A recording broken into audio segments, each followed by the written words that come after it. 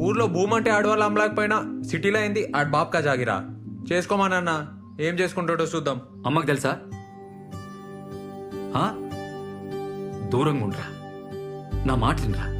ఎటు పోయి ఎటు వస్తుందో ఏమో.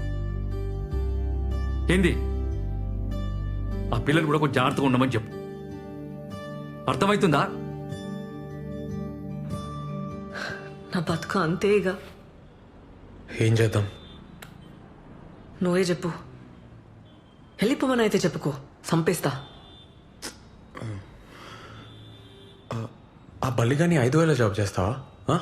అరే మెంటనా నీకు? నేనైతే డాన్స్ మానబ్బా, ఫిక్స్.